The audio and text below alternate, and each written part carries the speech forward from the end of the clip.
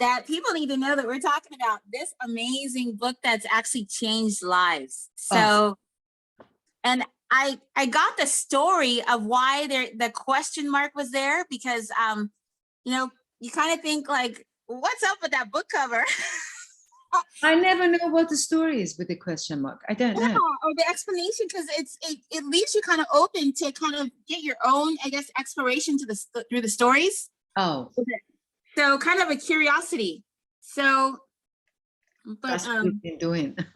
yeah. So I don't know. I just thought it would be important to, and I may not have that all right because you know sometimes things get passed down, and you're like you remembered part of the story. So hopefully I got that right.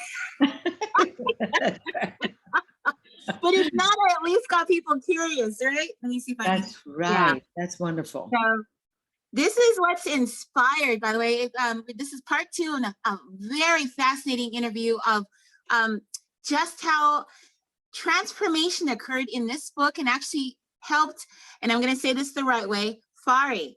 All right. You got it. Fari made some amazing strides in her career direction because what I loved is the fact that you had mentioned the importance of spirituality, because that actually is the center of why we do everything. And before anything existed, it was a spiritual world to begin with. Exactly right. Yes. So tell us a little bit more about this fascinating phenomenon of how you're integrating spirituality into health, because our health has been shaken up and people have been afraid because of that C word. Yeah. And I call it that they've been kind of tripped up by the what the F just happened. That's right. You could say whatever you want to say. I'll leave that open. That's not my point. My point is to get your but people have gotten tripped up about that, you know. So tell us a little bit more about what got inspired through this amazing journey and start in this amazing Ultimate Coach book, because this has made some amazing strides in your career for you. You know, I was just saying earlier that when you pray is asking God. Yeah. And when you meditate and you breathe and you do the breathing technique, which I'm very much into it, is when you listen to hear from the above. And I was constantly, I think this must have been probably September. Also, I started like being super confused, and I was just like saying, God, show me the way. God, give me, like I was praying, asking for guidance. I was constantly praying, and I just said, I want to know, I need to know, where am I need to be led to? What am I supposed to do? And this question was like constantly there. So that was my part of the questioning and praying, asking for questions. And then pretty quickly, I just heard about the book, The Ultimate Coach. And one of the girls was my cohort from a different group. Her name is Philippe. I don't know the last name. She told me that she was reading this book before it comes out. And I said, oh, really? And I wanted to know, like, okay, fine, it's a book.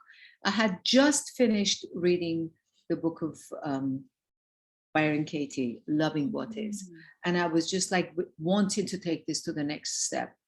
And one of those days, when Philippa said about the book that she was reading, and then I had this book came to the market, I felt, as I was working out for me, because I'm a massive yoga junkie, and I was doing that, through my prayers, through my meditation while I was doing the yoga, actually through my meditation while I was doing the yoga, this thing told me, read this book.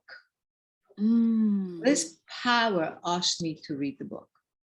So I thought, by the time I want to go out and buy it is going to take time. What is the faster way to do it? I thought, I'm going to get it on Kindle so I can get it right now. I hadn't rolled my yoga mat out. I finished and I quickly got it on there, and I got it. And I started reading the first couple of lines. And then I realized I'm sitting on my yoga mat for another 45 minutes and I'm reading that part. And I got like so hooked on it. And I said, I'm reading the book, but actually the book is reading me. If you know what I mean. I'm reading the book, but the book is resonating with me so much as though the book is talking to me and is answering me for all the questions and all the prayers that I've had in the past, that I'm saying, God show me, God me. And I'm reading it and I thought the book is actually talking to me.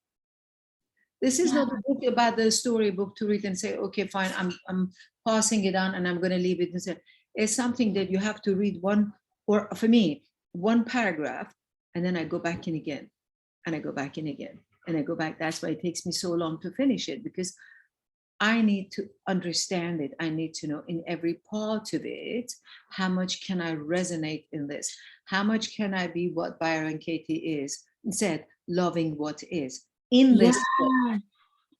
How can I get the principle of that book of loving what is into this book of ultimate coaching and bring it in together and get me be in the middle of this funnel of these two books and go down. And then when it comes out, I'm seeing it's me that is being squeezed and squished like so small. And I'm coming out and I'm just thinking,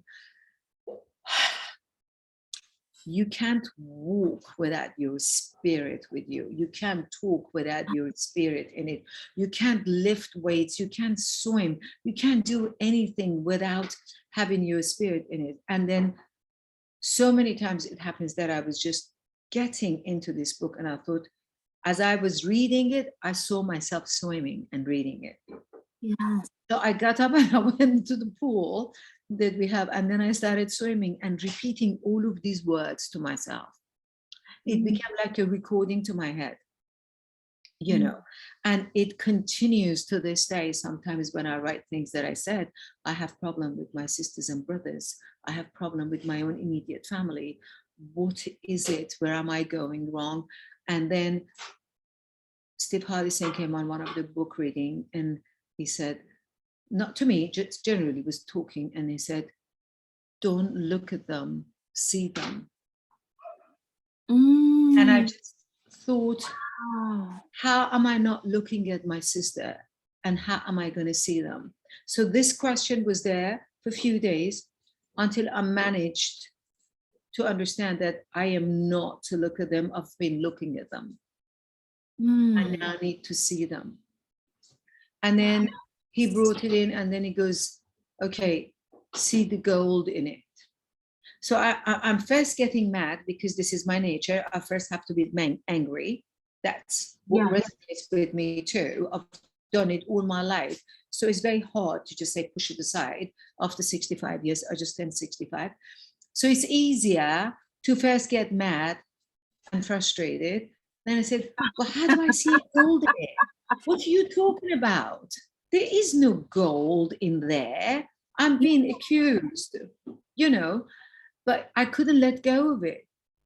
And then I was reading, I don't remember exactly the chapter, but I was reading where he was talking to this person.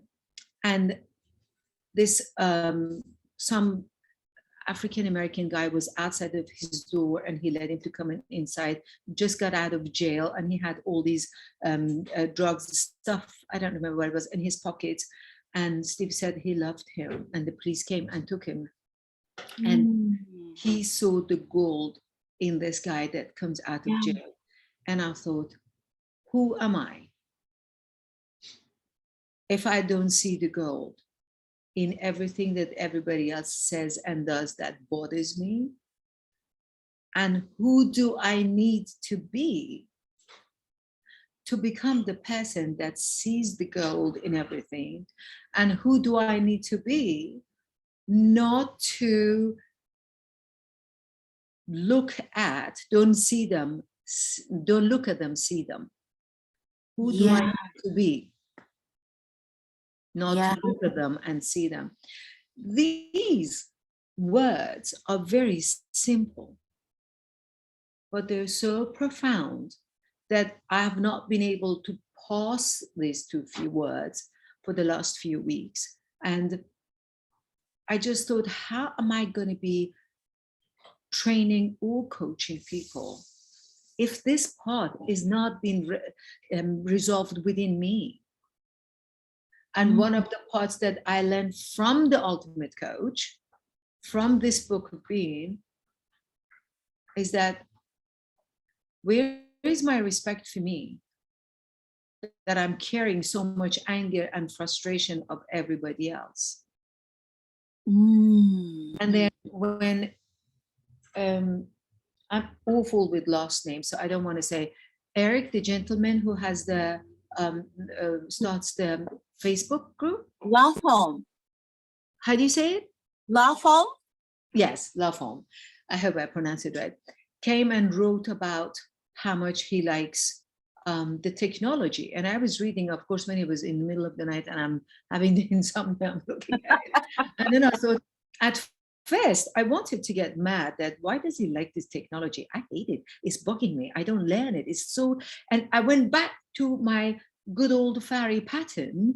And then I learned again, I just brought myself into this, that don't look at it, see it, find the gold in it. And I thought, it's very simple.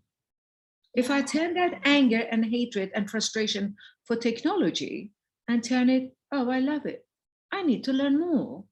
I need to do better. And I immediately posted him. It's on my post FTC. And I said, I'm so grateful that you wrote that, because your writing is making me think about how much I need to work in me and how much I need to change. And instead of being frustrated, now turn it around and say, oh no, I'm going to learn it. I'm going to be more patient with it. If it wasn't for the book of Ultimate Coach, I would have never been there. You know, and it's kind of interesting how we can turn our frustration Mhm. to something that's a fascination and learn more. Yeah. And Yeah. I share in that same cycle of being angry. And you know, I looked at something and I didn't see it for what it was, because my anger, you know, I allowed it to fester. And I didn't realize how bad I let it get until I started reading the book. And then instead of anger, what I noticed started happening is a lot of the anger started disappearing as I just allowed myself to cry, because really what that anger was coming from was a deep sadness and an inability to express, you know, how it impacted me. So as I started to read the book, I started to kind of see others and see myself in others. And I was able to use it as a growing experience and to open up some curiosity. So It's amazing how much it takes yeah, us back to the depth of our own selves. What yes, we've been, we have been, and how we have been living our lives, so full of frustration, so full of anger, and it feels like a massive bag on my shoulders. And now that I'm being able to get rid of it and have more respect for myself, and have, especially today, right before us, I had the pleasure of having a session with Craig Corey. I don't know how you say the last names. Beautiful man from Ultimate Coach. I adored this man talking to me today. My God, and how much he also was teaching me from the core of my being how much I'm not valuing me. Now, again, if I didn't read the book, The Ultimate Coach, I wouldn't understand what it is that being. I wouldn't have understood how much I am talking about spirituality, but I'm not really walking the spirituality, you know. And it's very well and said, yes, okay, hallelujah, everything is great. But it's one thing else to actually feel it in your heart and soul. And with this platform, with this Facebook group, with this book, it just allows me to see how much work I have to do in me before I can become even a better coach for other people. Like, I've done it all along. That's what got me so successful in what I've been doing as a fitness trainer when they're working out, and they just want to go mad and crazy. And then I said, I just pull them back in together, like, get back here. And I look back and I said, wow, if I knew about Ultimate Coach book many years ago, how much better would have I been? But there is no regret and there is no remorse. You learn when you learn and you move on. I remember what I loved about what Maya Angelou said, you do better when you know better. So I Yes. feel I am in such a better space today that when I talk, when I coach, and I'm always unbelievably unfiltered. And I always say to everybody, don't expect me being too proper, and don't expect me, as one thing I learned from one of my previous coaches, Rich Litwin, says, I'm here to serve, I'm not here to please you. So when I say that, it's a great door opening to say whatever you want to say. I'm here to please you. I'm not here to please you, I'm here to serve you, you know. And the book of Ultimate has done such a massive self-recognition for me, in order for me to be that mirror for the others. Yes. Yes. And I love that you said that, because I remember kind of, the story that kind of gets brought up for me is the story of the lady who was in that mental health practice. And she said she wanted to bring something different to it, like a level of spirituality that was missing. And that got me really excited, because I realized, and it sounds like you got you excited as well, but what we both kind of are just in awe about, and this is why we're doing this kind of interview and this conversation, for the group, it's really that, so much of what we do today needs to involve more of a spiritual process and practice, because it is so easy to get caught up in the things that used to be the way they used to be and now are different. I mean, the world is a mess, but inside of every mess is a message of hope, of light, and help. And what I love is that this whole experience, as you read this amazing Ultimate Coach book, began to open up for you. And I'm going to see if I can, yeah, there we go. Begin to open up for you. And you begin to see the need of more of a spiritual integration in what you do, because I think that's when we tune into that, the chaos of the world isn't so present. It's about the creativity that we have in our inner world being opened up. So tell us about the exercise and the spiritual connection to it and the help. I've always known, and I always say that it doesn't matter who one is, how big of a job they have, how successful they are. If you don't have spirituality, you have nothing. And let me close this. The crows come out here. I'm by the ocean, so the crows are all over. Come and sing for us. They're so annoying. So it's my nephew's wife. She is one of the 10 years of UCLA, and she's a law professor, and she is herself. She's a graduate from Harvard University, and you do not talk to her about spirituality at all. Oh my God, no, don't go there. She's a scientist, and what are you talking about, and stuff like that. And a couple of nights ago, we were in their home, and we were having a meal, and she just said, well, I don't understand when you talk about spirituality, is this and that and that and that and that. So she went and she got food, and then she brought her dog over there, and we were playing and stuff like that. And I just said something about the dog, and she started patting the dog and kissing the dog. And I said, how do you feel when you do that? Because, oh, I just feel it's this child, it is this thing. And she starts talking about, and I said, and what is that? And then accept, is that spirit that you see and you love and you smell. And she gave me a look as though she was going to say, yes, you're right, but no, because she didn't want to accept it, but she knew what I was talking about. Then the next day she sends me a text, and then it goes, out of all these sisters and aunties that my nephew has, goes, you are the one. I love you. There is something about you. And then I said, I know what it is. It's the spirituality. And then I put a few emoji as a smile and sent it to her. Everyone knows that they need some spirituality in them, but people are fighting with it, because then when you say spirituality, it's like you're saying you're the doormat.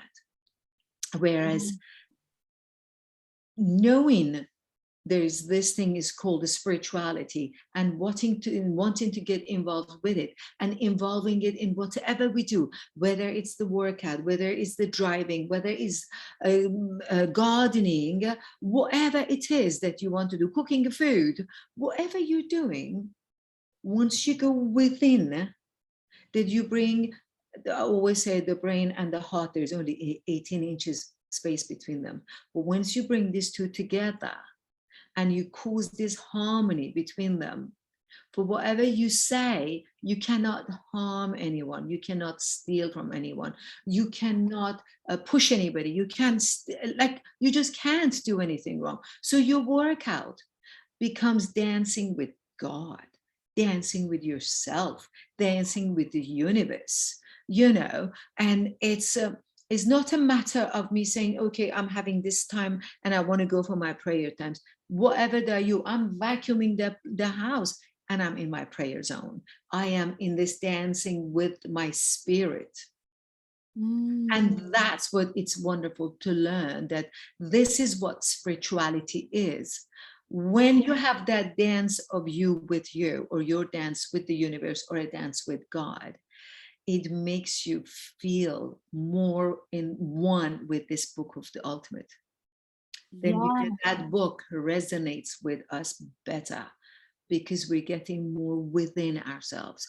And I strongly believe this is what's helping me today to be a better spiritual health coach and a wellness coach. When somebody comes to me and they're 300 pounds and they're very, very successful in their career, and the minute you say to them, oh, you shouldn't eat that food, or you shouldn't do that, the guards go up.